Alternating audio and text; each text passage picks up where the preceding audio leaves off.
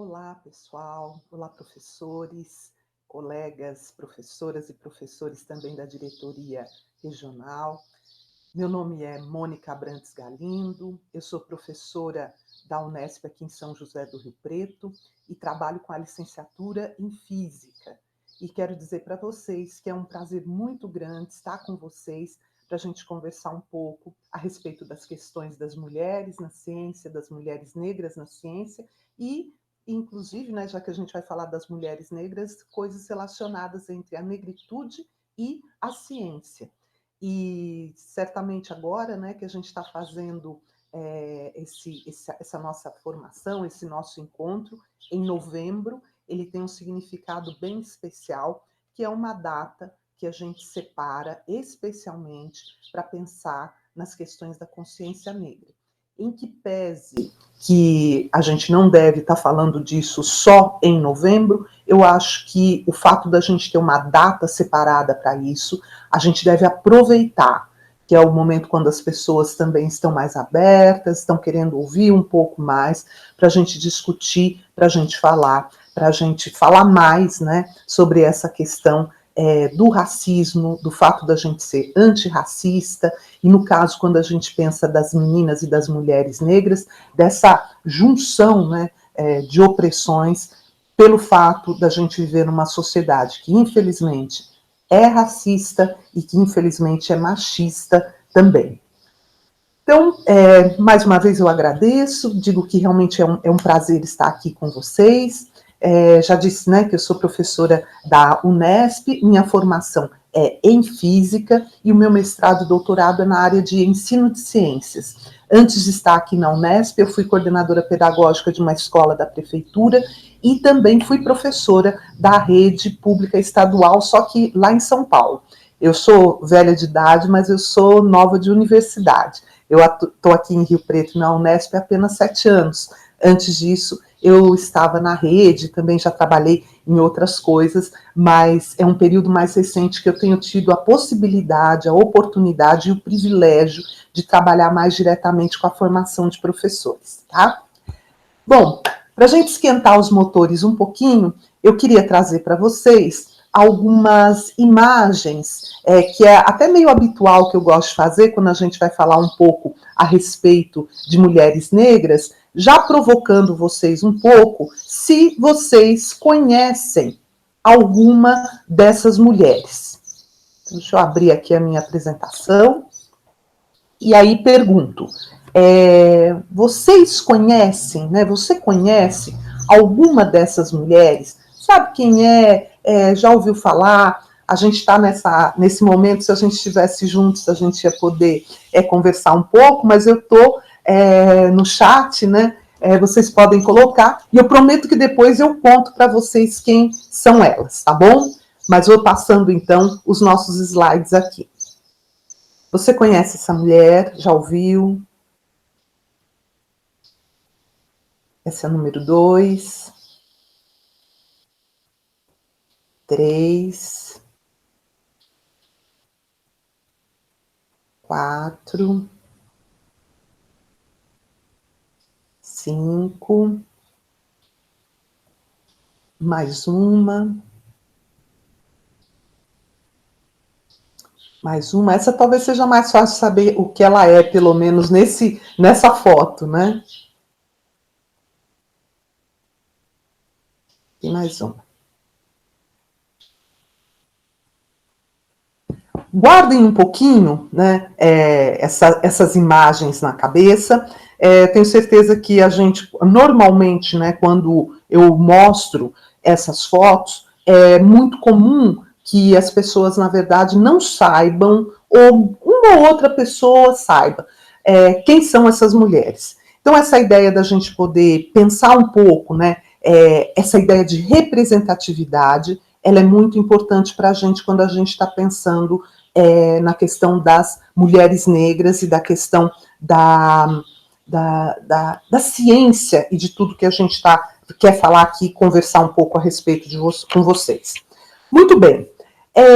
Eu quero contar para vocês de um trabalho que a gente fez, talvez até, se o pessoal do Jamil Cauã está aqui, vai lembrar, nós fizemos no ano de 2015, 2016, se não me engano, ou 2014, eu acho, um projeto que era um projeto de incentivo às meninas na ciência. E foi o primeiro daqui de Rio Preto, né, que foi lá no Jamil Cauã, foi uma experiência muito interessante. As meninas tinham que fazer uma feira de ciência e a ideia era justamente a gente incentivar as meninas para a ciência. E aí, numa das eletivas, junto com o professor Gleicon, que talvez ele aí já nos assista, nós fizemos um projeto que ganhou o nome de Projeto Rosa Choque, e que, aliás, é o nome do projeto que a gente usa até hoje, e que começou naquele período. Mas quero contar para vocês sobre uma atividade que nós fizemos lá, e que acho que ela ajuda a gente a entender um pouco, ou pelo menos se aproximar um pouco, dessa ideia de representatividade, do que as crianças e as meninas pensam sobre isso. Então, nós fizemos uma pergunta para as meninas, como seria uma Barbie cientista? Uma Barbie cientista. A ideia qual era? Era que, através dessa meio brincadeira, né, de você identificar quais eram os acessórios, como ela deveria ser, o que ela deveria ter na malinha da Barbie, né, da boneca Barbie, ela pensasse de uma forma indireta quais são os elementos importantes para ser uma cientista. Então, nós tivemos umas respostas bem interessantes, né? Então, por exemplo, ela não pode usar muito acessório, na maleta dela vem uns vidrinhos e uma bancada, então muito forte essa ideia do cientista meio ligado à química, meio tudo isso, né? Mas aí eu trouxe, já que a gente está falando a respeito das mulheres negras, um dado, né? Dentre as meninas, né, que falaram a respeito da cor de pele da Barbie, né? Porque a gente brincou assim, falou, olha, você é um projetista de brinquedos, então como vai ser a sua Barbie, né? Então apenas 2% delas falaram, né, na verdade 4%, que falam que a Barbie poderia ser negra, branca ou parda, e apenas 2% também falando que ela poderia ser negra, né? Todas as demais que citaram, é claro, essa característica da cor de pele e cabelo da Barbie, não falaram a respeito dessa característica de cor de pele. E um destaque ali, né, é que algumas falaram a respeito do cabelo branco, né, que isso aí remete a gente diretamente à questão do cientista ser mais velho, né? Então elas acham que a Barbie não poderia ser uma jovem cientista, né? Seria legal se ela tivesse cabelo branco, se ela não usasse acessórios, enfim, né? Que ela tivesse já esse estereótipo. Por que é importante a gente pensar nessa questão do estereótipo? Porque essa forma como a gente vê o cientista ou a cientista, ou melhor, habitualmente o cientista, ele vai construindo a forma como dos lugares em que a gente acha que pode estar, né? Vocês já devem ter ouvido, né, na TV, em programas, quando vai dizendo que essa questão de representatividade, ele vai construindo em mim os lugares em que eu acho, né, e principalmente as meninas em formação, que são os lugares em que elas podem estar. Por isso é importante, por exemplo, eu ter a jornalista negra. Por isso que é importante eu ter as mulheres na política, em termos de representatividade, as mulheres no poder, né? Vocês viram há pouco tempo a vice-presidente americana, né, uma mulher negra, e ela fez um discurso muito bonito, dizendo a respeito, olha, eu sou a primeira, mas não serei a última, e ela esperava que todas as meninas se vissem nela, e fez um discurso muito interessante. Eu faço, com todo respeito, uma observação que também achei legal, né? É muito bom, né, que a gente pense, né, nessa questão das mulheres, em especial a mulher negra, mas ela coloca a questão da representatividade, né, de falar, olha, as meninas vão me ver. Mas aí ela diz uma coisa que acho que esse é um ponto que a gente precisa pensar bastante, principalmente como professores, que ela fala, toda menina vai poder pensar que pode chegar até aqui, né? E essa ideia, né, de que, na verdade, se você se esforçar bastante, se você fizer muita coisa, você pode chegar, é uma ideia falsa, né? Nós temos no Brasil, não só no Brasil, mas em todo o mundo, e nos Estados Unidos não é diferente, há uma falsa ideia de que basta, né, o grande esforço e que você consegue. E para isso, você inclusive usa alguns casos de sucesso. Então, por exemplo, o fato de eu ser professora negra na Unesp, você fala, olha, se você se esforçar bastante, você vai. O fato de você ter uma vice-presidente negra, você se esforça bastante, você vai. Mas isso não é verdade. A gente acaba trabalhando com as exceções e coloca nas pessoas mais um fardo, né? Porque se ela não está conseguindo fazer as coisas como deveria, isso é culpa dela e do esforço dela. Não é verdade, por quê? Porque nós temos toda uma condição social, econômica, do nosso ambiente, e inclusive pelo fato de sermos uma sociedade racista e machista, que coloca as nossas meninas, em especial as meninas negras, numa posição muito diferenciada, de maneira que não é uma questão de se esforçar bastante que você consegue, né? É uma questão de que, em termos de privilégio, você já parte muito atrás, pelo simples fato de ser negra, né? E, nesse sentido, a importância de nós, professores, termos este olhar. Não é um olhar de pena, é um olhar de direito. As nossas crianças, meninas e meninos, meninas negras e meninos negros, têm direito à educação, têm direito à apropriação do conhecimento acumulado da humanidade. Mas, de novo, representatividade é importante, ela poder se ver naqueles espaços, embora não seja tudo.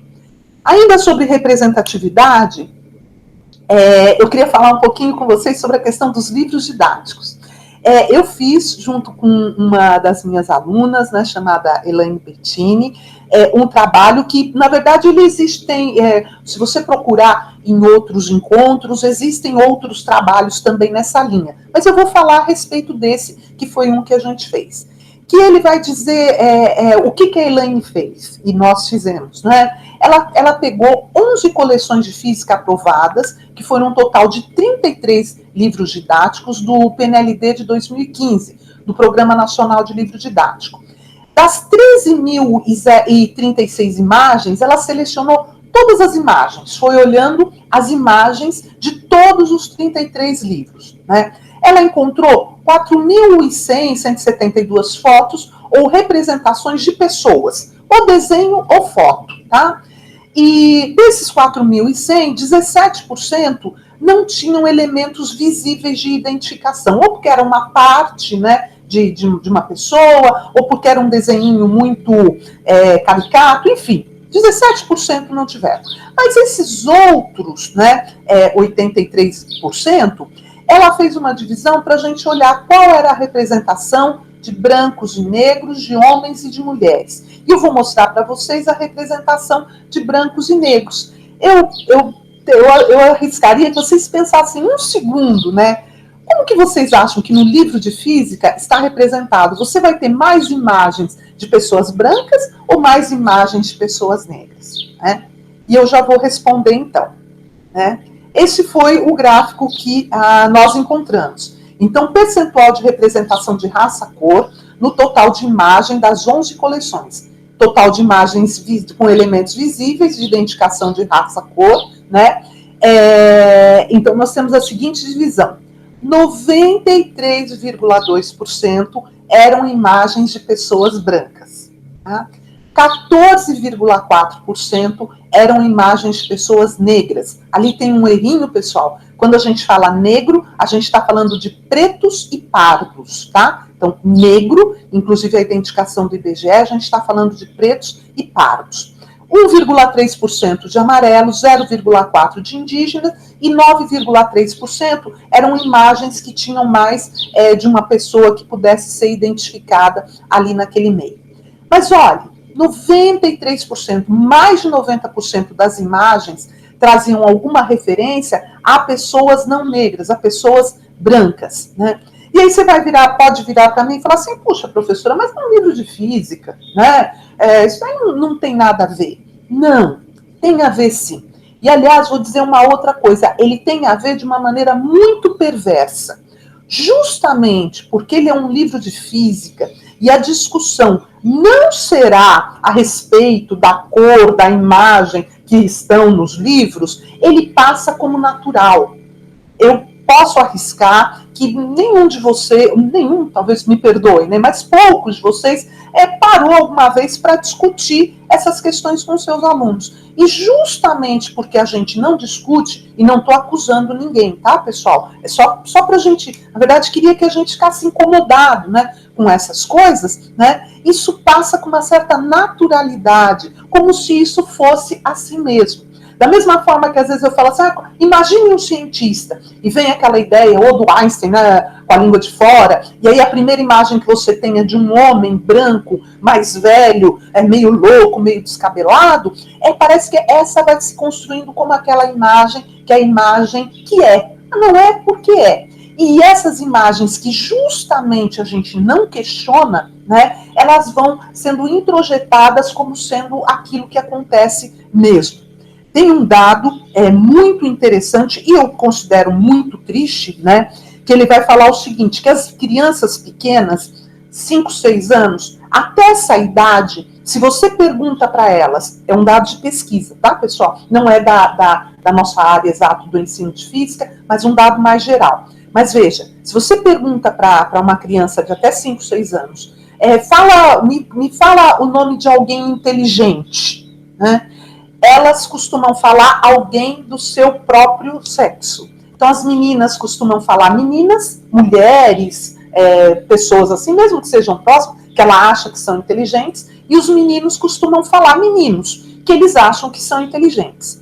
A partir dessa idade, dos 5 aos 7 anos, conforme eles vão ficando mais velhos, os meninos continuam falando o nome de meninos. E as meninas passam a falar nome de meninos. Né? Então, veja, essa ideia de um lugar que não é meu e que depois ela vai, tijolinho por tijolinho, sendo construído na TV, nas imagens que eu tenho, nas possibilidades, dentro da escola, dentro dos materiais que eu uso e nas próprias expectativas de comportamento, vão dizendo para nós quais são os lugares.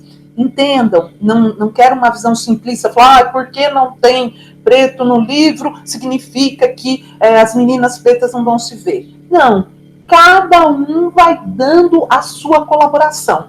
Mas eu tenho certeza que quando você olha este número, nós não estamos falando assim, de tem mais, tem um pouco mais, eu tenho um pouco menos. A gente está falando de majoritariamente, nós temos 93% das imagens nesse lugar, que é o livro da física, de pessoas brancas.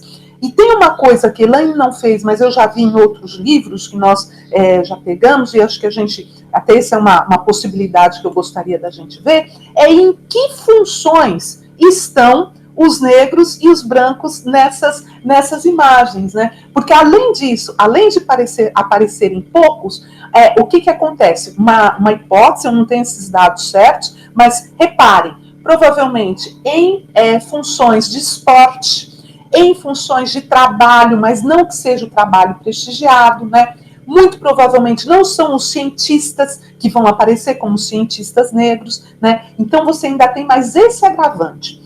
Nós fizemos nesse trabalho esse dado a respeito da questão de raça-cor e também a respeito de homens e mulheres. E aí, nos dados sobre homens e mulheres, a gente também tem essa diferença grande, muito mais homens, muito menos mulheres. E, de novo, as mulheres aparecendo também em posições que não são, quando a gente pensa da física, mesmo que seja um pouco estereotipado, não é a posição de o cientista, do ator, do aquele que age e tudo mais. Posições, né, diferenciadas em termos de passividade, de um papel secundário naquela atuação.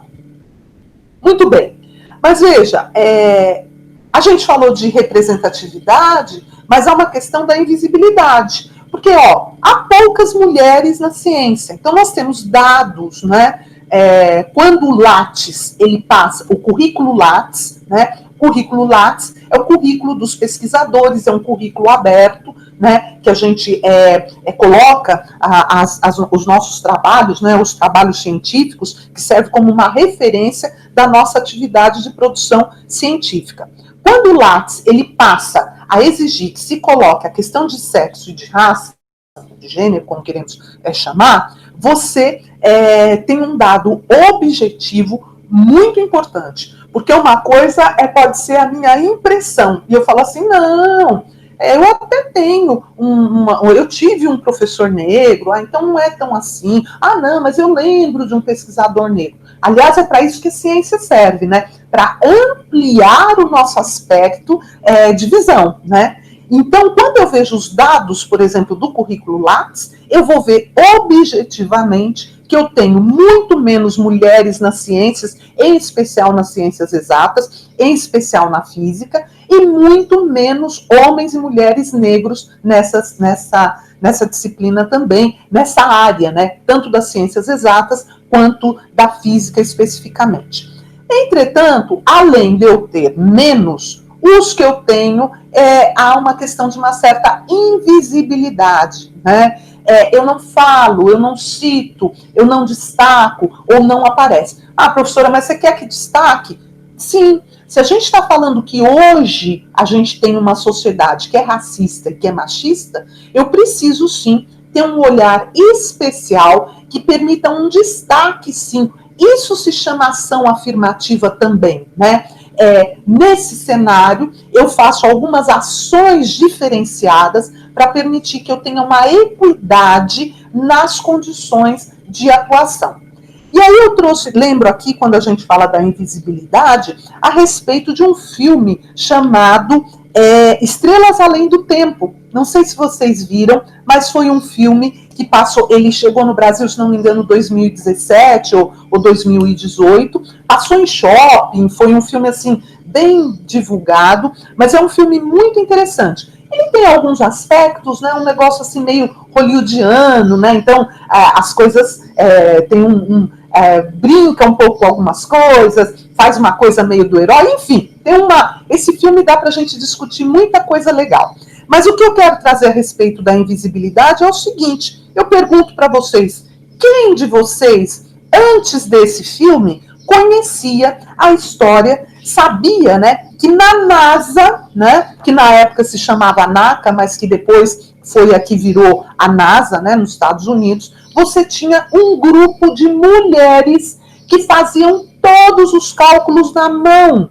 Era lápis, régua e calculadora, né? Antes de você ter implantado os grandes computadores. E aí eu digo para vocês, eu nunca tinha ouvido falar sobre essa história, nada, né? Nunca tinha ouvido nem a respeito disso. E quem ainda, mesmo quem, né, dentro desse grupo, olha, havia essas mulheres que faziam esses computadores, que faziam o trabalho, né, o cálculo, né, como se fossem computadores, e que, aliás, eram chamadas de computadores humanos, né? Quem sabia que lá dentro você tinha um grupo segregado? Por quê? Porque nesse período os Estados Unidos vivia aquele período de segregação racial, então em que tudo relacionado à população negra era separado. Oficialmente você tinha leis que regulamentavam a segregação. Então você tem esse grupo de mulheres na NASA e você tem um grupo de mulheres negras com um conhecimento excepcional de matemática, que faziam os trabalhos, né, relacionados com os cálculos para o envio do homem para o espaço. Então veja, eu tenho uma menor representatividade? Tenho. Mas, além disso, eu tenho uma invisibilidade, porque as mulheres e as negras que estão nesses espaços, a gente não conhece e não destaca para as nossas alunas. Então, nesse aspecto, acho que a gente está vivendo um tempo um pouco mais interessante, quando essas coisas começam a aparecer. Só alguns comentários a respeito disso, né? Esse filme, ele virou um livro, até ele está aqui, né? Esse livro está traduzido, o livro é muito mais interessante, porque aí ele... claro, desculpe, não é uma questão de ser mais interessante, né? Quando a gente fala de coisas diferentes, filme, peças e livros, cada um tem o seu aspecto, né? A gente não pode esperar que um filme coloque todos os detalhes em uma hora, né? Mas é muito legal quem tiver a oportunidade de ver o livro, porque ela fala com muito mais detalhes a respeito disso. A autora, essa moça, né, Margot, ela até tem uma coisa engraçada que ela conta que ela é filha de um professor de literatura da Universidade de Hampton, e a mãe dela é uma pesquisadora da NASA. Então ela faz uma brincadeira que ela fala, eu não poderia fazer outra coisa, a não ser escrever um livro, né, já que o pai era da literatura, a respeito das pesquisadoras da NASA, já que a mãe era uma pesquisadora, né. E ela trabalhava, na época da escrita do livro, num projeto de arquivo digital das histórias de todas as mulheres que trabalhavam na NASA. E no filme, eles fazem um destaque dessas 3 mulheres que trabalharam lá, com todo o enfrentamento que elas tiveram que passar, né, e viver pelo fato de serem mulheres negras e que gostavam da matemática num país segregado e numa área que era prioritariamente masculina, como persiste até hoje, né? A área das ciências exatas, a área da física, ainda hoje é prioritariamente masculina. E aqui a gente traz, né, vou trazer um conceito para a gente entender, né, a ideia de interseccionalidade. O que é a interseccionalidade? São formas, né, de capturar as consequências da interação entre 2 ou mais formas de subordinação. Tenta estudar não só o fato de ser mulher, estuda ao mesmo tempo o fato de ser negra, de ser LGBT, e né, a gente pode falar também de estar numa classe menos favorecida socialmente. Frequentemente, o fato de ser mulher racializada é relacionado à classe e ao gênero, né? Então, essa ideia de interseccionalidade, obviamente, não é uma questão que fala, vamos decorar, vamos ver isso aqui, não. Mas é a gente parar para pensar. Quando eu penso, por exemplo, no feminismo ou nos feminismos no geral, né, eu não consigo abarcar a especificidade das mulheres negras. Por isso, a necessidade de eu pensar, pelo menos em alguns momentos, em um feminismo negro.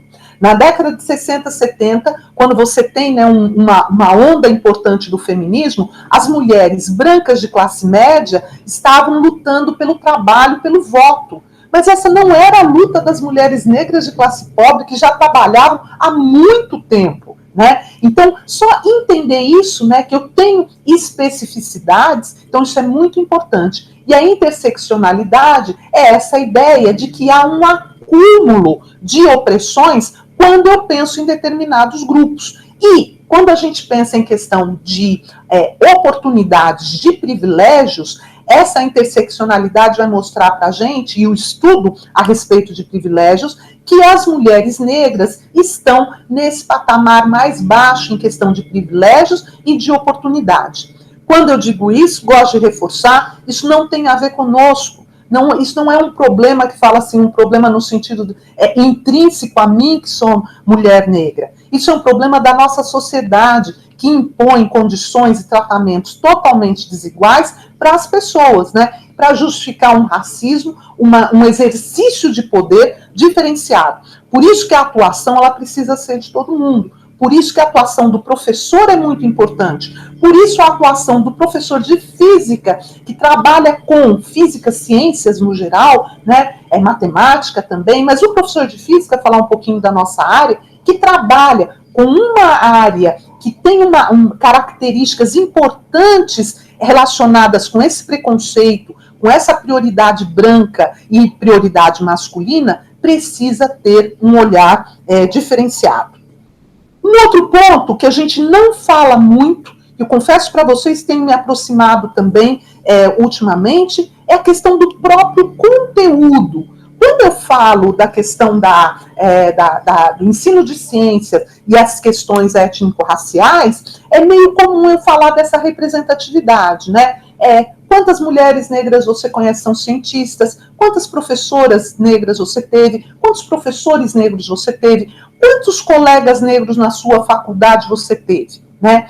Mas há também um assunto relacionado ao conteúdo das ciências e até mesmo o conteúdo da física que nos remete a essa questão étnico-racial que eu gostaria de falar brevemente aqui para a gente. Então, por exemplo, se eu estou pensando na questão de ciência, né, como o professor de biologia ou de ciências, né, trata a questão do conceito de raça. Então, por exemplo, a gente sabe que biologicamente a gente não fala a respeito de raça humana. Não vou me arriscar nessa discussão, né, que eu não sou da biologia, mas, entretanto, eu tenho colegas e já vi trabalhos a respeito disso, você fala a respeito disso. Entretanto, né, veja o cuidado que a gente tem que tomar. Biologicamente, eu posso até não ter, isso não fazer um sentido biológico. Entretanto, socialmente, isso é muito colocado. Então, algumas vezes, o que a gente vê? Algumas pessoas, justamente porque nós estamos numa sociedade racista, usam essa ideia de que, não, raça biológica nem existe, somos todos raça humana, para desqualificar uma luta e um problema sério que nós temos de racismo, sim. Veja, se a nossa sociedade não fosse racista, nós não teríamos essa diferença de dados, nós não teríamos uma maioria negra encarcerada, nós não teríamos uma maioria negra nas escolas que são públicas e são mais afastadas, nós não teríamos uma coincidência de uma maioria negra em classes menos privilegiadas socialmente e economicamente. Nós não teríamos uma minoria negra nos cargos desculpa, eu falei minoria antes, né? Uma maioria, né? Quando a gente tem no encarceramento, na escola pública e nas classes menos privilegiadas. E temos uma minoria negra quando eu penso na política, quando eu penso nos cargos de poder, quando eu penso nas profissões mais exaltadas e de maior consideração na sociedade. Então, como é que eu discuto com os meus alunos este conteúdo sem perder de vista uma perspectiva da ciência? Então, essa é uma pergunta. Quando a gente fala quando a gente fala a respeito das questões também étnico-raciais, a gente entra também numa questão do próprio colonialismo, né? E eu descobri isso daqui recentemente, então fiz muita questão de trazer para vocês, né? Márcio Campos é um físico, né, que conhecia o professor Paulo Freire, né? E o Paulo Freire, ele usou durante um dos livros, se não me engano, Pedagogia do Oprimido, não sei se foi do Oprimido ou da Autonomia, me desculpe que fugiu agora, o termo sulear, né? Que eu também vou arriscar, não sei se vocês já pararam para pensar nisso, né? Mas a gente usa o termo nortear, né? E o nortear, ele tem a ver com o norte, com uma orientação, com um direcionamento, uma questão de objetivo. E aí ele vai discutir, né? Falar por que a gente não usa o sulear? E que vai muito ao encontro de uma discussão hoje que a gente faz de como a gente tem um mundo que se centra, né, em Europa e Estados Unidos e não olha para a parte sul do mundo, né? E o Márcio Campos era um físico que fez essa discussão lá nos anos 90, né, dizendo, né, e olha, isso tem a ver com conteúdo, tá? Em qualquer referencial local de observação, o sol nascente do lado do Oriente permite orientação. No hemisfério norte, a estrela polar, Polaris, permite o norteamento. No hemisfério sul, o Cruzeiro do Sul permite o suleamento. E a gente não usa, né? De novo, pessoal, não entenda isso com simplicidade, né? Falar, é claro, se eu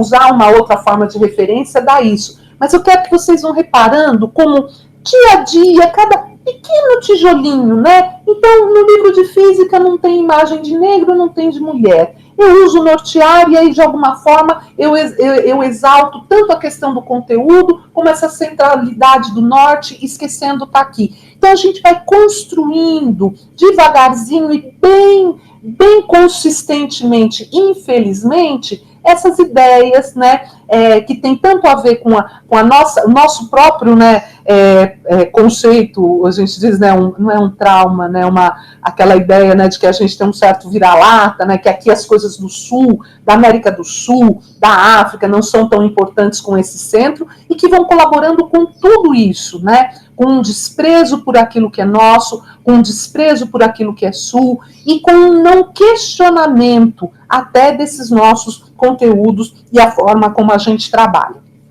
E ainda sobre, né, o conteúdo, né, já existe, já há bastante tempo, não é uma questão nova, uma ideia da gente trabalhar com essa ideia de etnociências, né, eu vou falar uma coisa, mas não me entendam como uma crítica, né, eu acho que a gente avança quando a gente fala de etnociências, quando a gente pensa, né, em ciências de outros povos. Então, a gente pensar qual era a ciência que estava sendo feita na África, que é feita até hoje, qual a ciência que a gente tem nos povos indígenas, no Oriente, enfim, outras. Mas pensem, olha como, de novo, né, a gente precisa o tempo inteiro ficar vigiando. Porque quando eu trato, né, a nossa ciência ocidental como a ciência e todas as outras como etnociências, eu também reforço essa ideia centralizadora de que existe uma que é a e as outras são etno. Já avançamos, porque pelo menos estamos considerando as outras, né? Mas ainda assim há uma referência, né? Querem ver uma coisa nessa ideia, né, dessa adjetivação, né? Se eu penso na ciência indígena, é etnociência. Se eu penso na ciência em relação aos povos africanos, é etnociência. Se eu penso na Barbie, se eu falo para vocês Barbie, eu não falo Barbie branca, mas se a Barbie for negra, eu preciso falar Barbie negra. Então eu tenho que adjetivar.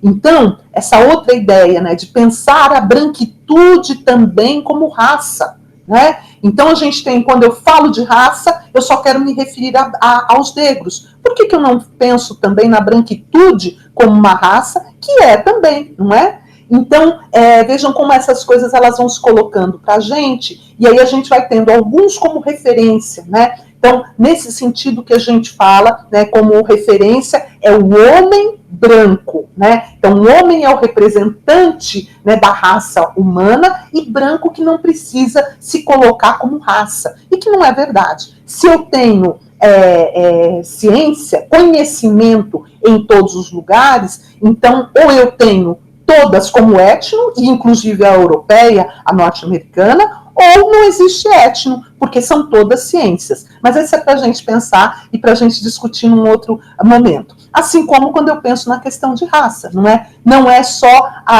o negro, em termos sociais, obviamente, que eu tenho que considerar como raça, mas também o branco, né? E aí a gente pode também começar a discutir as questões da branquitude e dos problemas que ela se coloca, inclusive por essa consideração, né, construída de superioridade. Ainda a respeito do conteúdo, né, é irrealista que em uma sociedade como a nossa, de maioria negra, somente um grupo domine a formulação do saber. O racismo científico ou epistemicídio é uma negação aos negros da condição de sujeitos de conhecimento por meio da desvalorização, negação ou ocultamento das contribuições do continente africano e da diáspora africana ao patrimônio cultural da humanidade. E aí a gente se remete, né, à questão da Lei 10.639, que vai dizer que o conteúdo de história e cultura africano tem que perpassar todos os conteúdos, todo o currículo da escola, não apenas o currículo de história, da literatura e das artes. Mas isso é uma coisa também para a gente pensar na próxima. E reparem o seguinte, quando eu falo, né, da negação aos negros, tudo que eu vou me referir, quer seja a mulher, quer seja a população negra, quando eu falo da mulher negra, justamente quando a gente falou daquela ideia da interseccionalidade, eu tenho um acúmulo, né, um extra de opressão e de problemas que recaem sobre ela. De novo, não é que é um problema meu, mas recai sobre mim de uma forma muito mais intensa. Deixo aqui como indicação um vídeo, né, procurem, dessa escritora nigeriana que se chama Chimamanda Adichie, e que ela vai falar muito legal a respeito dos perigos de uma história única, né? Então, quando eu olho para a minha menina negra, quando eu olho para o meu aluninho negro, o que é que eu penso? Será que eu consigo pensar, lembrar que ali existem muitas histórias e principalmente muitas possibilidades, além, né, quando a gente pensa de uma questão social, o quanto é danoso que em uma sociedade as pessoas não conheçam as histórias dos povos que a construíram. Ainda em relação ao conteúdo, eu pergunto, né, quantos autores ou autoras negras nós lemos durante a nossa formação, principalmente quanto físicos? O que nós sabemos sobre a cultura, a história, o cotidiano, a educação de outros lugares fora Europa e Estados Unidos, né? Então, este é um desafio em relação à negritude e em relação também às mulheres, né, que nós temos. Finalizando, nós temos, né, tivemos a semana passada, então isso aqui está fresquinho, o encontro de pesquisa em ensino de física, né? e entre mais de quase 300 trabalhos, eu encontrei apenas 3 trabalhos que falavam a respeito da questão étnico-racial. Um deles falava, né, onde está a África no ensino de física, o ensino de ciências e o decolonialismo, a história em quadrinhos e representatividade étnico-racial, e epistemologias do norte e epistemologias do sul, o dominador e o dominado. Isso eu entendo o seguinte, há um pequeno avanço, porque nós estamos discutindo isso na questão do ensino de física, sem dúvida, mas é pequenininho, né? Mais de 300 trabalhos, e eu só tive 3 que discutiam especificamente essa ideia, né? Já falei um pouquinho da questão da 10639, falo um minutinho a respeito das cotas, porque a gente não pode deixar de falar isso para os nossos alunos. As cotas raciais na universidade, elas são um divisor de água, que permitem, né, que os nossos alunos tenham acesso. Entendam, não estamos falando aqui de uma questão não meritocrática. O problema é o seguinte, quando eu tenho condições sociais completamente diferentes para os meus meninos, para as minhas meninas da escola pública, e em especial da escola pública e negros, eu estou fazendo com que eles concorram em condições desiguais. É como se fosse uma corrida, né? E eu saio daqui e as pessoas e as outras pessoas vão sair a 100 metros atrás. E aí eu falo, a meritocracia, todo mundo tem que chegar no mesmo lugar. Não. Cota não é favor, cota é uma questão, né, de reparação da nossa sociedade em relação ao povo negro, e quando a gente pensa em relação às cotas, também em relação às nossas meninas negras, isso é muito importante. Vou trazer agora os nomes, né? A ideia era que a gente pensasse nessa representatividade mesmo. Essa é a Toni Morrison, ela foi a primeira pessoa afro-estadunidense a receber um Nobel que não o da Paz, foi o Prêmio Nobel de Literatura. Essa é a professora Joana Dark Félix de Souza, Química pela Unicamp. Professora Joana Dark, eu tenho que lembrar, ela teve uma questão relacionada ao currículo dela de Harvard, que ela disse ter feito um doutoramento e não foi bem assim, mas eu mantenho aqui e quero dizer, não há aqui uma tentativa de minimizar a questão que aconteceu com a professora Joana Dark, mas quero fazer um desafio para vocês. Olhem na internet, na época, o tipo de tratamento que foi dado para a professora Joana Dark e o tipo de tratamento que foi dado para outros, inclusive ministros e governadores, que cometeram o mesmo erro. Não precisa acreditar em mim, vá na internet e olhe. Professora Joana Dark, uma mulher que está na faixa dos 50, um pouquinho menos de 60 anos, então isso significa que há aproximadamente 40 anos atrás, 30 anos atrás, ela era uma mulher negra, pobre, que fez o seu curso, mestrado e doutorado na Unicamp, e tem um trabalho na escola técnica e de pesquisa memorável, formidável. E, na verdade, quando a gente tem esse problema, ela foi, quiseram destruir, não destruíram, porque ela é uma mulher, né, forte e tem um trabalho que a sustenta. Mas reparem como o tratamento foi absolutamente desigual. Olhem, para vocês olharem o que eu estou falando. A Mary Jackson, essa é a foto de uma daquelas, né, que aparece no Estrelas Além do Tempo, né, que ela foi formada em física e trabalhou no grupo segregado da NASA. Essa Jameson foi a primeira médica e astronauta americana negra. Professora Sônia Guimarães, primeira negra doutora em física no Brasil, atualmente professora do ITA. Helendina Alves Marques, ela foi a primeira engenheira, né, mulher negra no Brasil a se formar em engenharia. E a Cara, ela na verdade foi uma Miss americana em 2017 e tem licenciatura em Química, trabalhou na Comissão Reguladora Nuclear dos Estados Unidos. Em que pese ela falou algumas coisas que eu não concordo muito em relação ao feminismo e a ser feminista, acho que é muito interessante também a gente mudar esse estereótipo. Uma mulher lindíssima, né? Foi Miss norte-americana, concorreu como Miss Universo e que gosta de ciência, então essa coisa não tem nada a ver uma coisa com a outra. E a Jaqueline Goss de Jesus, que teve um destaque muito grande quando o genoma do coronavírus foi sequenciado em apenas 48 horas, quando a média mundial de tempo é de 15 dias. brasileira, nossa, atual, cientista, mulher negra. Tá?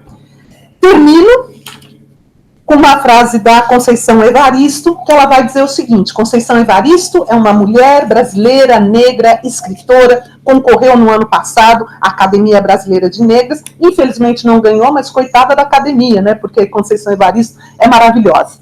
E ela diz: quando a dor vem encostar-se a nós, enquanto um olho chora, o outro espia o tempo, procurando a solução. Queria agradecer muito vocês terem me convidado, a gente poder ter discutido isso, e eu tenho certeza, né, que nós, professores, temos todas as possibilidades de estar mais ou menos como ela diz, né? Se de um lado a gente tem vontade, precisa ter vontade de chorar pelas nossas condições racistas e machistas, por outro lado, né, por outro olho, a gente tem que estar procurando solução. Conversar sobre isso, discutir sobre isso, ouvir sobre isso, ler sobre isso, estar atento aos nossos alunos negros, em especial as nossas meninas negras, para que elas tenham condições iguais de desenvolver-se, é um olho procurando soluções. Muito obrigada, um bom tempo para vocês e a gente está à disposição. Até a próxima. Para mim é um privilégio poder auxiliar de alguma forma, falando sobre esse tema, né, que é o tema das mulheres, a importância das mulheres na ciência. E eu vou, então, compartilhar a minha tela aqui com vocês, para nós refletirmos um pouco acerca da importância do papel das mulheres, não é? Eu vou compartilhar minha apresentação aqui com vocês, não é?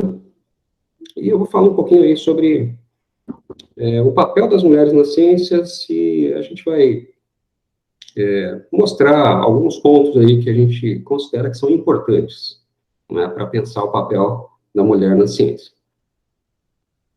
Eu vou falar sobre o papel da mulher na ciência a partir de alguns aspectos aí, a partir do cinema, tá? O cinema, ele nos ajuda a pensar um pouquinho sobre isso. Então, o cinema é uma construção humana aí, não é? Bastante importante, que trata de muitas coisas, não é? Trata de aspectos científicos, aspectos cotidianos, não é? E tem uma história, né? O cinema, a parte técnica científica, né?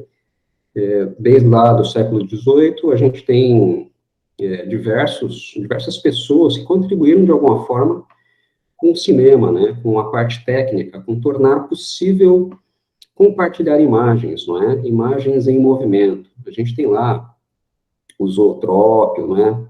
A gente tem o teatro óptico, né? E, por fim, a gente tem o cinetoscópio, onde se torna mais real, não é?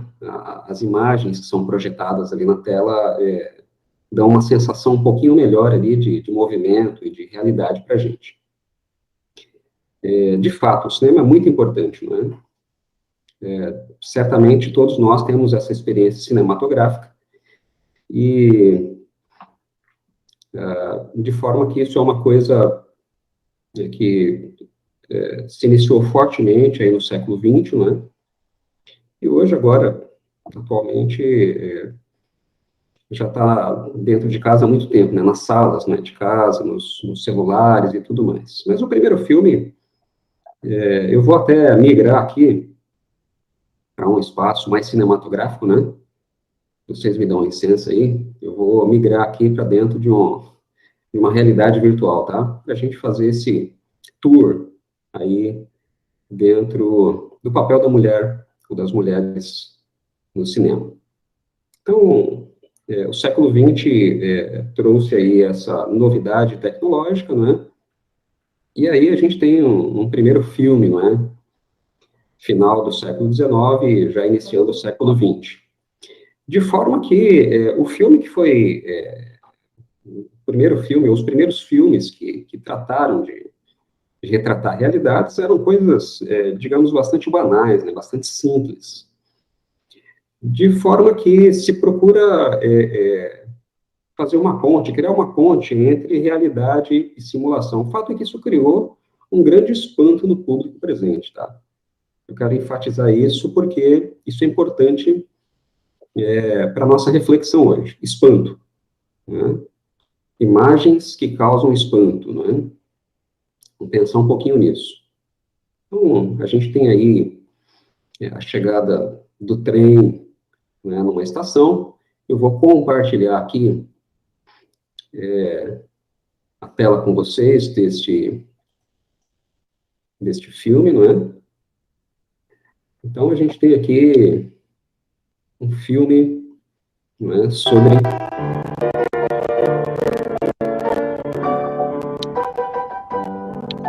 de um trem chegando na estação. Uma coisa que, para qualquer criança hoje, seria algo banal, né? Seria algo corriqueiro, que não causaria muito espanto, mas causou muito espanto na época, né? Vamos voltar lá para a nossa apresentação. Coisas que causaram espanto, mas que não causam mais, né, de forma nenhuma. Hoje a tecnologia está muito mais avançada em termos cinematográficos. Os filmes, as ficções científicas, né, e outros filmes de simulação de realidade, hoje não dá para saber mais o que é realidade e o que é ficção no filme, né? O que são atores reais e o que não são, né? O que são animações. O fato é que esse espanto, né, que foi produzido na época, é para a gente refletir mesmo, né? Porque os filmes, eles têm um papel na cultura e na percepção coletiva que é bastante impactante, bastante forte. Eles podem enfatizar coisas que já existem na sociedade, acerca da opinião pública.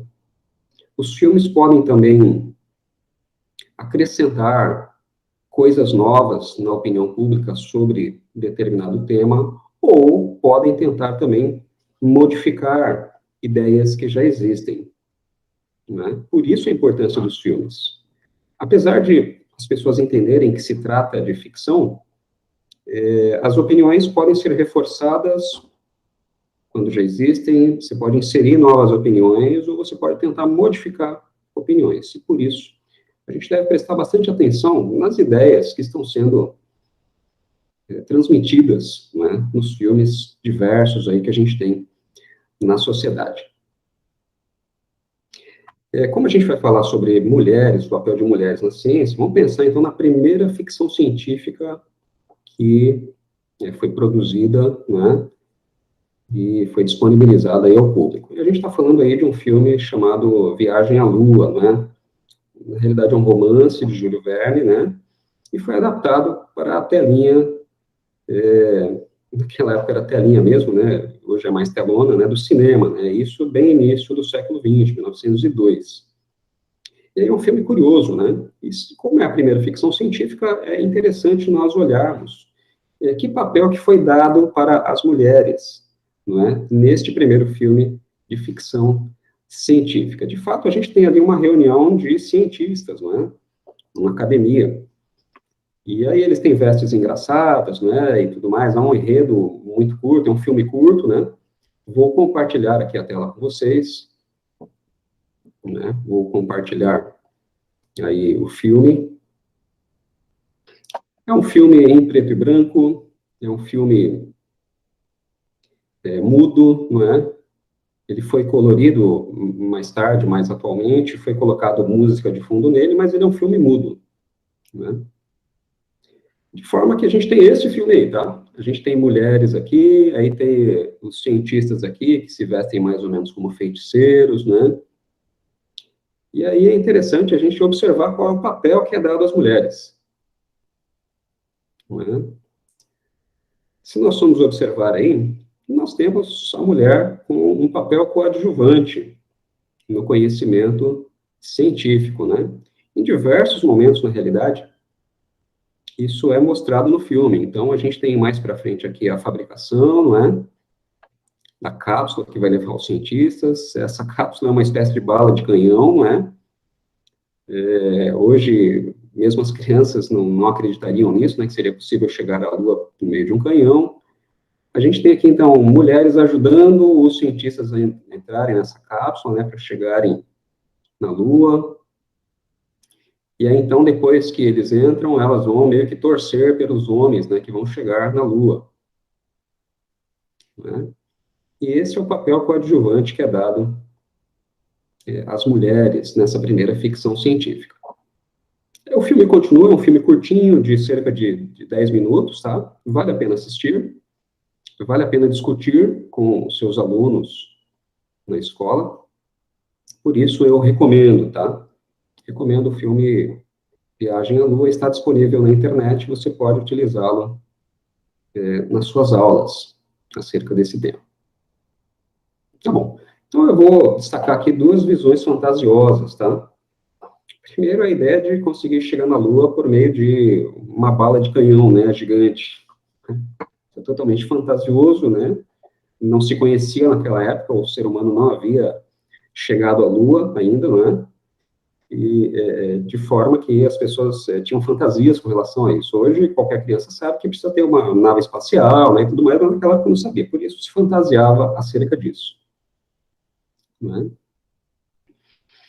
E aqui, então, novamente, destacando, né, o papel coadjuvante das mulheres, apenas enfeitando a cena ou apoiando os homens bravos, valorosos, que vão aí enfrentar as dificuldades na Lua, né? Então, há duas visões fantasiosas aqui, tá? A primeira delas, gritantemente, sobre a viagem à Lua, não é? E a segunda, sobre o papel das mulheres. Duas visões fantasiosas. Isso deveria nos chocar, tá? Deveria dar um choque nas pessoas, essas duas coisas, né? Fora outras visões fantasiosas que podem aí também estar no filme, mas vou enfatizar especialmente essas duas visões fantasiosas. E aí o nosso tema aqui é o papel das mulheres, né? Então a gente vê que o primeiro papel que foi dado às mulheres cientistas, às mulheres na ciência, não é? No filme de ficção científica é o de coadjuvante, o de enfeite, né? Mulheres bonitas que enfeitam a tela. Bonita, naturalmente, num padrão europeu, né? Hoje isso é, no mínimo, questionável, sob diversos pontos de vista. Há diversas belezas, né? E não só uma beleza da indústria de cosméticos e com uma visão eurocêntrica.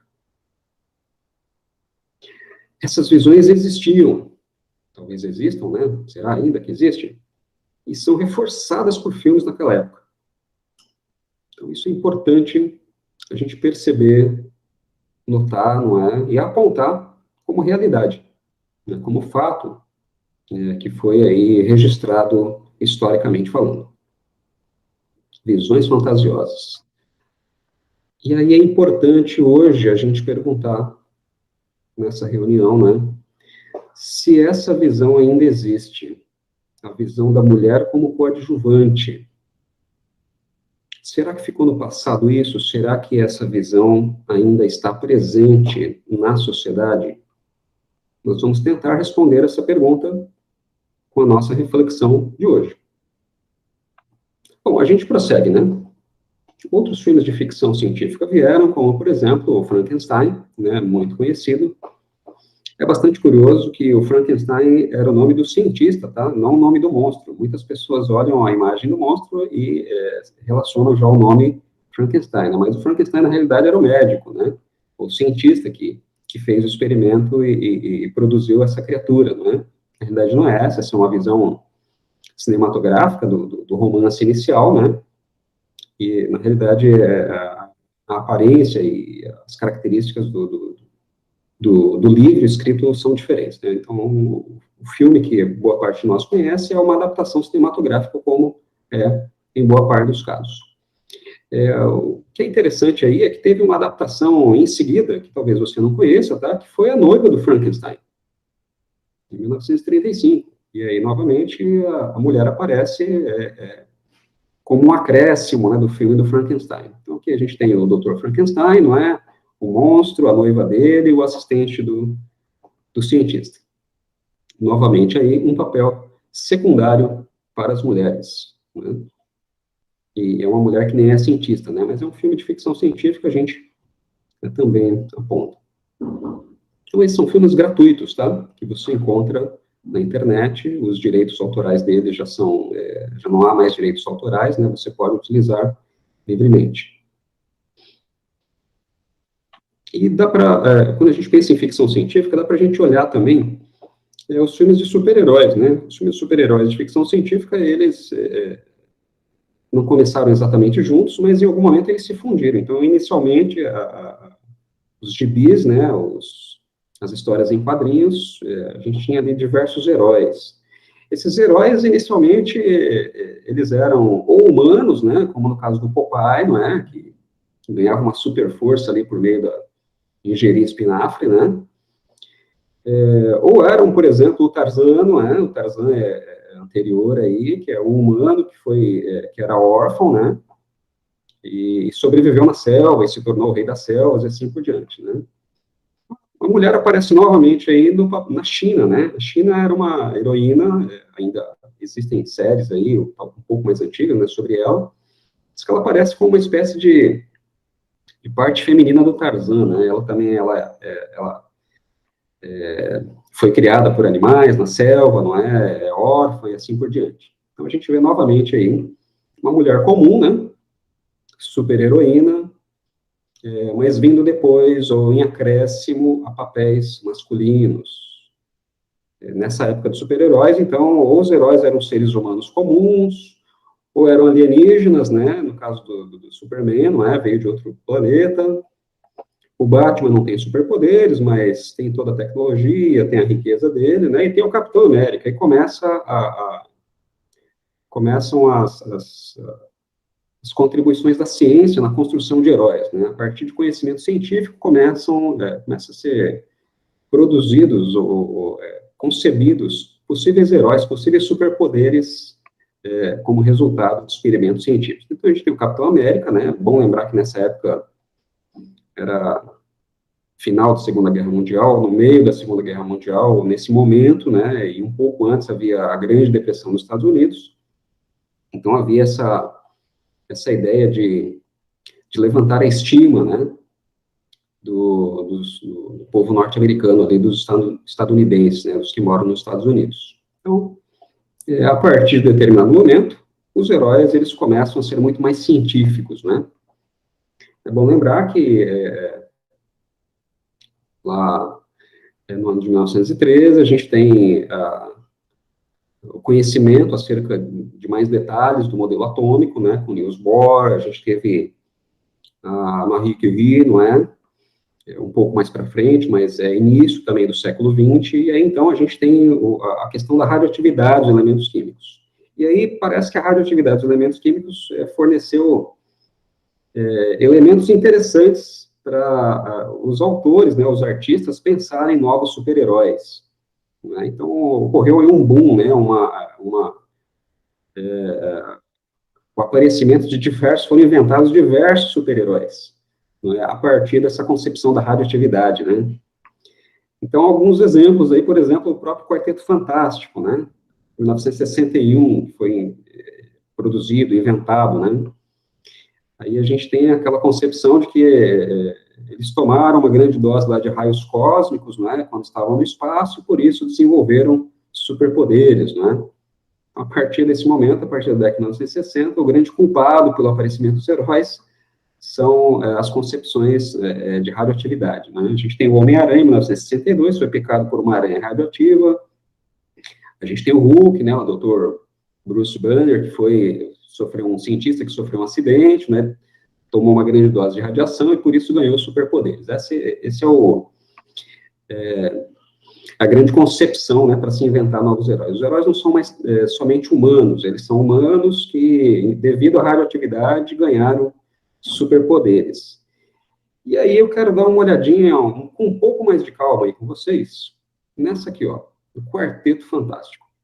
Então, o Quarteto Fantástico é um outro filme interessante que mostra, de forma bastante interessante, o papel da mulher, especialmente da mulher na ciência, certo? A gente tem um filme bastante interessante, muito bem produzido, né, com bons atores, feito aí em 2005. A história original, em 1961, mostra 4 cientistas jovens indo para o espaço e, por uma questão de acidente ali, recebem uma grande dose de radioatividade, tá? A gente tem aí, entre esses 4 cientistas, uma mulher, uma mulher jovem cientista. Isso é muito importante, tá? Na nossa reflexão de hoje. Muito importante. Você se lembra qual é o poder de cada um dos personagens, que foi muito bem interpretado, por sinal, por cada um dos atores aqui? Vamos lembrar rapidamente? A gente tem o Johnny Storm, não é? O Johnny Storm, ele tem o poder de fogo, né? Ele controla fogo, ele voa, ele queima tudo que ele tem vontade, basicamente.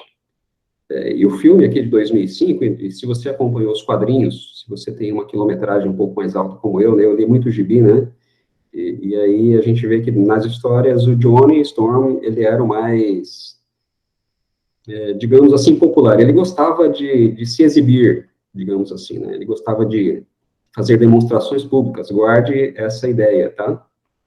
A gente tem o Ben Grimm, não é? Que é o Coisa, não é? O corpo dele se transforma com uma espécie de um corpo de pedra, né? Mas ele ganha uma super força, ele destrói, ele levanta pesos, né? Ele tem uma super força. A gente tem o Reed Richards, né? O Senhor Fantástico. Ele tem o poder de se esticar, ele chega, atinge qualquer lugar, não é? Três homens, não é? Com poderes fantásticos, não é? No sentido de voar, destruir, chegar, não é? E assim por diante. E você se lembra qual é o poder da mulher cientista, Susan Storm? Curioso, não é? Atualmente ela tem diversos poderes, está na história de 2005. Vários poderes. Mas na história original, você pode procurar a história original, atribui a Susan Storm o poder de sumir. Isso mesmo. Ela tem o poder de desaparecer, ponto. Só esse. A mulher invisível. A mulher cientista é uma mulher invisível. É engraçado que os autores, né, quem concebeu os super-heróis, esses 4 super-heróis especificamente, se inspiraram nessa ideia de terra, fogo, água e ar, não é? A ideia medieval aí dos elementos químicos. E aí, né, para cada um deles foi atribuído alguma coisa mais ou menos com relação a terra, fogo, água e ar. E para a mulher, coube o papel do ar, não é? O invisível. A mulher que desaparece. O poder dela é desaparecer. Né? Ela some enquanto os outros fazem o trabalho de bater, quebrar, chegar, atingir, conquistar.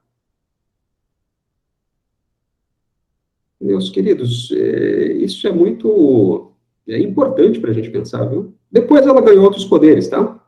Ela ganhou o poder de campo de força, de voar também um pouco, né, e tal. Mas o papel que foi dado a ela inicialmente era simplesmente desaparecer, sumir. É bom a gente enfatizar isso. Isso não é à toa, não é?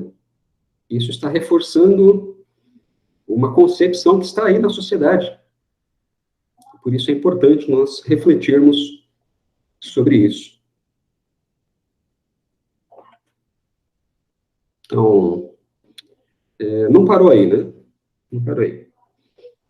A partir de 1961, o papel que foi dado à mulher, não é? A mulher cientista nos cinemas, mostra uma mulher dividindo espaço com homens, não é?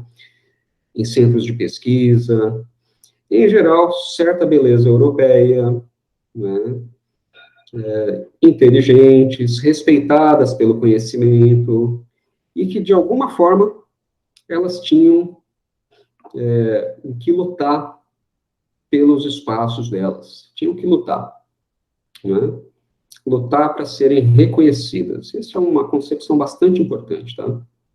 Mulheres precisam lutar para ser reconhecidas.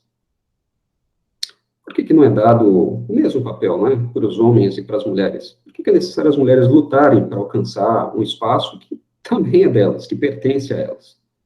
Né? Isso está equivocado, né? É uma concepção equivocada na sociedade e que é descrita aí pelo cinema. Por isso, preocupante. Mas, atualmente, nós temos uma mulher cientista que foi descrita de forma bastante interessante, tá? O filme Pantera Negra. Se você não viu, veja. Não, é gratuito. né? Você vai ter que, de alguma forma, acessar aí ou no cinema, né? Agora, em época de pandemia, vai ser difícil, mas em sites de streaming você vai poder assistir o filme, que é muito bom. Eu recomendo.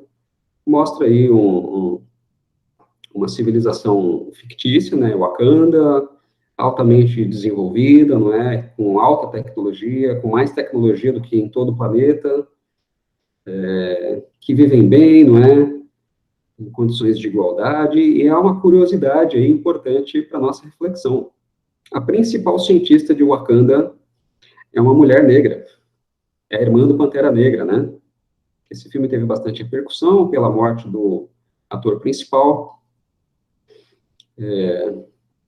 Houve uma comoção aí mundial, né, com a morte do ator, o Chadwick Boseman, né?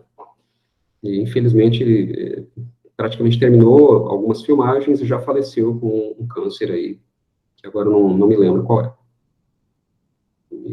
Mas, de fato, essa concepção de valorização da mulher, né, o principal cientista da nação mais desenvolvida, ser uma mulher e ser uma mulher negra, entendo que é um passo significativo na direção de mudanças. Hoje vivemos uma época de várias contestações, e isso é muito importante, não é? E me parece que essa é uma contestação interessante desse espaço menor que foi dado às mulheres no cinema.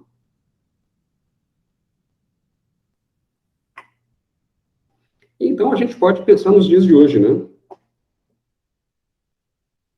Hoje, você, meu caro professor, minha querida professora, quantas mulheres cientistas você sabe dizer, não é? Nem eu, nem você tivemos uma formação inicial, uma formação quando fizemos a faculdade, sobre esse tema. É uma pena, né? Hoje a gente procura enfatizar mais esse tema, né, em função, no meio das diversas coisas que precisam ser faladas durante a faculdade, né, o curso de formação inicial de professores. Mas esse é um tema que precisa ser trabalhado, né? A gente tem enfatizado isso na formação inicial dos docentes, e nós que não tivemos essa oportunidade, precisamos refletir mais sobre isso. Há material na internet, há livros falando sobre isso. Então, eu recomendo que você corra atrás dessa formação, né? O quanto você puder, né? Isso vai ajudar, tá certo? Nas suas aulas, na sua própria concepção aí de conhecimento científico da importância das mulheres. Eu quero falar sobre mais um tópico, tá? Que é depois de 1960, né? Ainda. Então, em 1953, houve a descoberta de mais elementos acerca da constituição da célula, né? Especialmente a genética, né, humana, e a genética de uma forma geral. E aí eu gostaria de te perguntar, tá? Quais cientistas contribuíram para a descoberta dessa macromolécula de importância biológica, né? Chamada DNA. Não é só o DNA, né? Tem o RNA, não é? Os ácidos nucleicos, né? De uma forma geral. Mas quais são os cientistas que contribuíram para essa descoberta? Você saberia me dizer quem são, né, os nomes deles e quantos foram? Se você disse 2, você se equivocou. Se você disse 3, você também se equivocou. Vamos ver então, né? A gente tem o primeiro Quarteto Fantástico, né? E aí os atores, né, que hoje fazem outros filmes e tudo mais, mas eu vou pegar essa foto aqui e vou usar uma liberdade, vou me valer aqui de uma liberdade criativa, né, para a partir dessa foto enfatizar um aspecto muito importante sobre a descoberta do DNA, tá? Então tem esse primeiro fantástico, né, a mulher que é invisível, ganhou outros poderes depois, mas inicialmente ela só desaparecia, o homem elástico, né, esse aqui, lembra que eu falei para você que gostava de se exibir publicamente, né, o homem, o tocha humana, né, e tem o Ben Green. Tá bom. A minha pergunta agora é, Será que tem um outro quarteto fantástico? Vamos ver, né? Vamos pensar sobre isso, se há um outro quarteto fantástico. Vamos pensar aqui sobre a dupla fita de DNA, os ácidos nucleicos, a estrutura especificamente tridimensional, né? A estrutura tridimensional do DNA. Você já tem alguns nomes aí na ponta da sua língua? Então tá bom, vamos lá. Vamos para o primeiro aí, para o James Watson. Esse é um nome importantíssimo, ele ainda é vivo, ainda está vivo.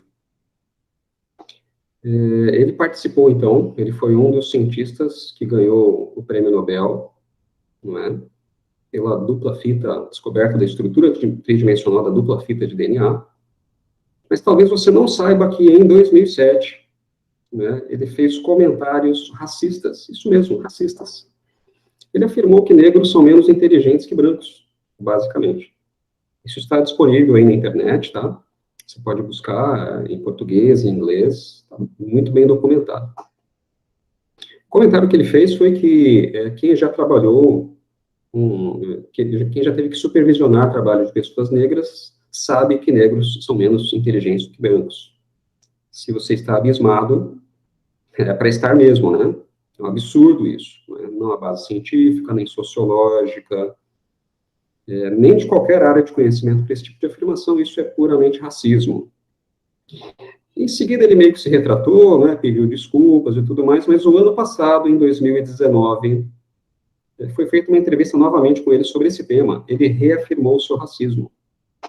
Ele continua afirmando que negros são menos inteligentes que brancos, que os testes de QI, supostamente, mostram isso. Né? Ele perdeu todas as honrarias eméritas que ele tinha, né? As universidades corretamente retiraram os prêmios de honrarias que haviam dado para ele. Ele, inclusive, vendeu a medalha dele, né? Ele foi o primeiro prêmio Nobel a vender a própria medalha, simplesmente para conseguir dinheiro, né? Isso ocorreu em 2014. Esse é o James Watson, certo? Participou da descoberta da estrutura tridimensional do DNA, mas tem todos esses poréns, né, na biografia desse cientista. Tá aí. Foi um dos descobridores. Né? Tem outro, né? Você sabe qual é o nome do outro? Isso, é o Francis Crick. Francis Crick, já falecido, né? Ele trabalhava junto com o James Watson lá no laboratório de biofísica, em Cambridge, na época em que eles, então, publicaram o artigo e receberam o prêmio Nobel. Né? Mas tem mais um, caso você não saiba, tá? Tem mais um. O nome dele é Maurice Wilkins. Maurice Wilkins era o chefe do laboratório de biofísica do King's College Medical Research Council. Já é falecido também, então, Maurice Wilkins, Francis Crick e James Watson receberam os três juntos, né, apenas os três, o Prêmio Nobel de Medicina pela descoberta da estrutura tridimensional da dupla fita de DNA. E quem mais? Você sabe quem mais também participou da descoberta da dupla fita, da estrutura tridimensional da dupla fita de DNA? Sabe me dizer? Tem mais uma pessoa, você sabia? Pois é. Caso você não saiba ainda, então eu vou te dizer quem é. Essa pessoa chama-se Rosalind Franklin. Sim, uma mulher.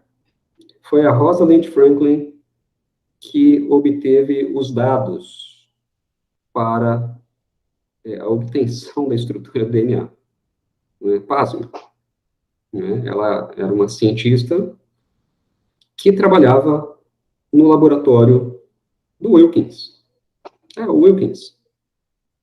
O Wilkins era o chefe do laboratório e a Rosalind, especialista em cristalografia, tirou a fotografia que foi utilizada para se concluir, que o DNA tem uma estrutura tridimensional. Um dos assistentes, alunos ali da Rosalind Franklin, Então, a Rosalind Franklin obteve o material e ela ficou vários meses ali entre o material dela sem ser notado, né? Um dos alunos da Rosalind, orientados por ela, né, mostrou, sem a autorização e sem a Rosalind Franklin saber, mostrou esse material para o Wilkins. O Wilkins, então, entra em contato com essa foto, tá, com esses dados que a Rosalind Franklin obteve, entra em contato com o Francis e Crick, do outro laboratório, e aí os três juntos publicam o artigo e recebem os méritos sobre a descoberta da estrutura.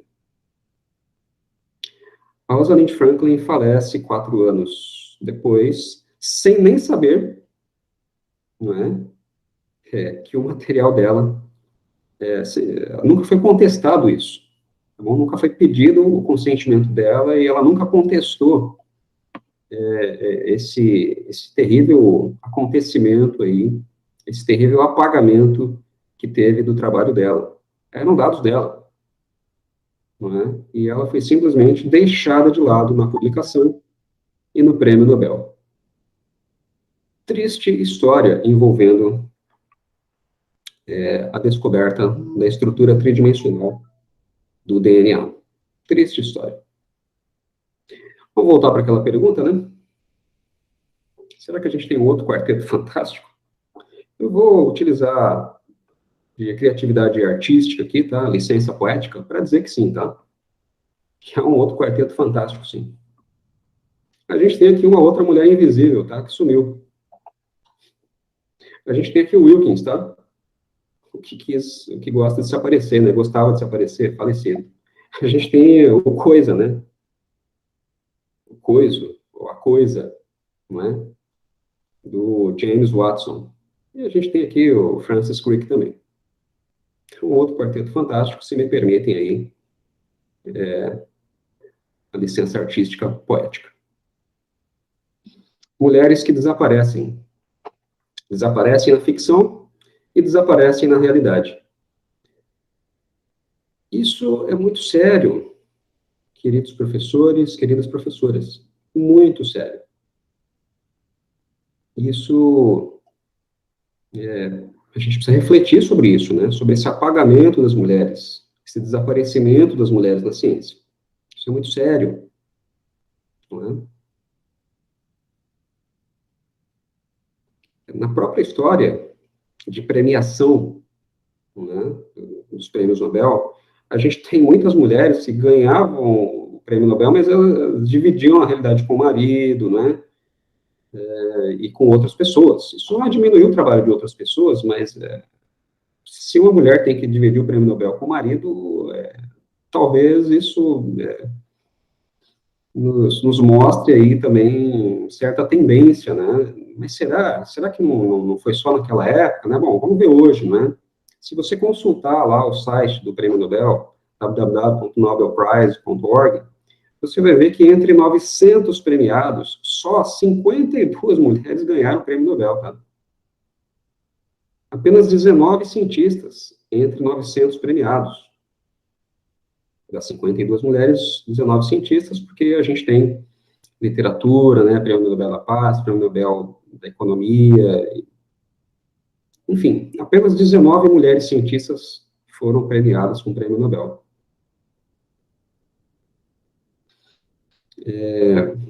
Isso nos leva a pensar que talvez esse número seja bem maior na realidade, né, que houve um apagamento e que talvez continue havendo um apagamento, um desaparecimento das mulheres na ciência. Né? É o que nos leva a pensar.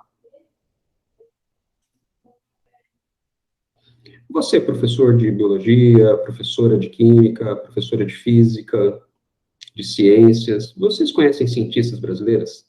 Mulheres brasileiras? Além da Marie Curie, não é? Além de uma ou outra. Você conhece mulheres que contribuíram para o conhecimento científico no Brasil, né, e no mundo? A gente tem aqui, ó, uma participação no trabalho aqui, a partir do trabalho de Mello e Oliveira, a porcentagem de contribuição feminina, de participação feminina por área de conhecimento, tá? A gente tem aqui, em algumas áreas, cerca de 40%, em outras áreas cerca de 50% ou mais, mas em algumas áreas é uma participação feminina muito pouca, muito pequena, né? Muito menor, como no caso aqui das engenharias, cerca de 20%. Isso é grave, né? Temos que melhorar, procurar melhorar os processos de ensino-aprendizagem para que mulheres tenham as mesmas oportunidades que os homens, em quaisquer áreas de conhecimento. Além disso, as mulheres assinam junto artigos científicos, se a gente pegar artigos de 2004 e 2017, tem mulher em 72% dos artigos científicos. As mulheres produzem conhecimento científico, sim, mas estão presentes na produção científica. No entanto, a partir das mulheres publicarem artigos, estarem presentes nas áreas, uma coisa que a gente chama de Bolsa Produtividade CNPq, ainda tem uma minoria de mulheres. O que é a Bolsa de Produtividade CNPq? É uma espécie de premiação brasileira. Né? Os pesquisadores são avaliados com relação à qualidade e quantidade de artigos que produziram, e aí se premia, ele ganha uma espécie de bolsa, por causa da alta produtividade dele. A gente tem, comparando mulheres e homens, apenas metade da quantidade de mulheres. A gente tem o dobro de homens em relação a mulheres, nessas bolsas de produtividade. Aí, um outro elemento que nos mostra, ou que nos faz pensar se as mulheres não continuam sendo apagadas, não é? Ou invisibilizadas, não é? No conhecimento científico brasileiro e no mundo. Bom, aqui a gente termina a nossa reflexão.